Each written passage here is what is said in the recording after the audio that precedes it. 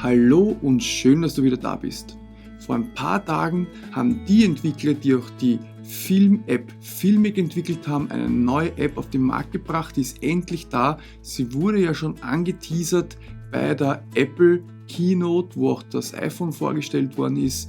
Und zwar heißt die neue App Double Take, wie der Name schon sagt. Du kannst 2 Takes auf einmal machen. Was du genau machen kannst, was gut ist, was schlecht ist und wie das Ganze funktioniert, das siehst du jetzt in diesem Video.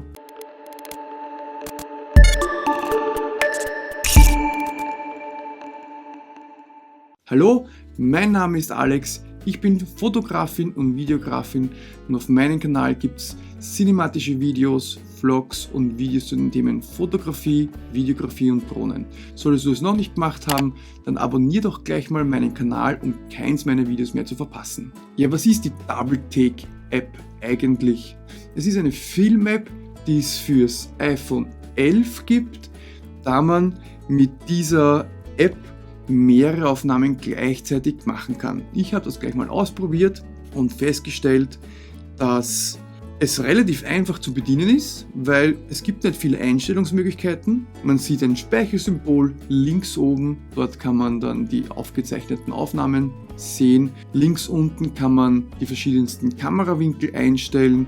Da habe ich, also wenn ich bin mir nicht sicher, ob es die App nicht nur fürs iPhone 11 Pro gibt, aber ich kann dort die 4 Kameras gleich auswählen, immer 2 auf einmal kann ich wählen, ich kann auch nur eine wählen. Da habe ich links oben Ultraweit, dann habe ich rechts Wide, links unten den Tele, also das sind dann die 3 hinteren Kameras, und rechts unten kann ich auch noch die Selfie-Kamera aktivieren. Double Take heißt, ich kann 2 Sachen gleichzeitig aufnehmen, und so kann man rechts oben auswählen, ob man ein Picture in Picture haben möchte.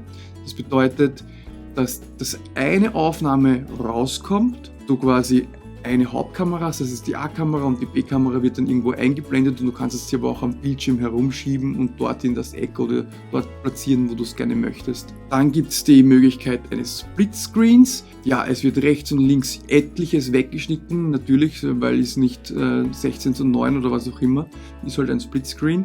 Und dann gibt es Discrete. Discrete heißt, dass du für beide Spuren, also für beide Kameras, für beide Objektive, die du benutzt, eine eigene Aufnahme rausbekommst. Das heißt, du kannst dann in der Post-Production, wenn du in der Nachbearbeitung in deinem Programm sitzt, einfach selber entscheiden, was du damit machen möchtest.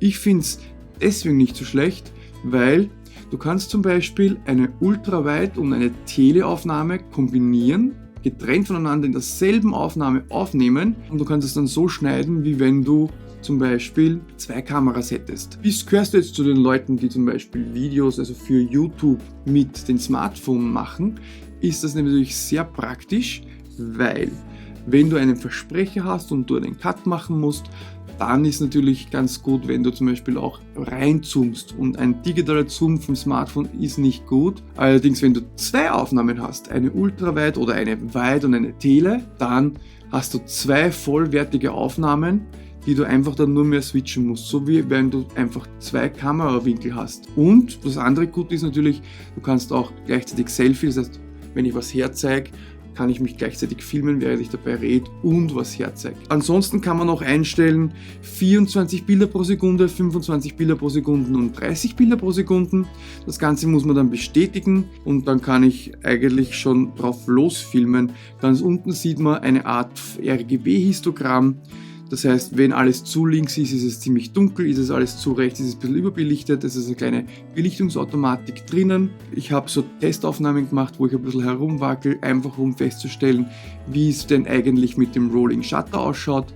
Rolling Shutter heißt einfach, bewegt sich die Kamera schnell, dann werden aus geraden Linien so nachschwankende. Bei Ultraweit und Weit geht's, und beim Tele ist es halt so, dass da wirklich heftig nachwankt, und das nennt sich halt auch Rolling Shutter, und das ist etwas, was Videografen eigentlich nicht so gerne mögen. Wenn du aber jetzt, so wie ich jetzt hier zum Beispiel, in einem fertigen Studio sitzt oder einfach in deinem Zimmer sitzt und ein Video aufnehmen möchtest und 2 unterschiedliche Kameraeinstellungen haben willst, dann ist das wahrscheinlich nicht so schlecht, diese App.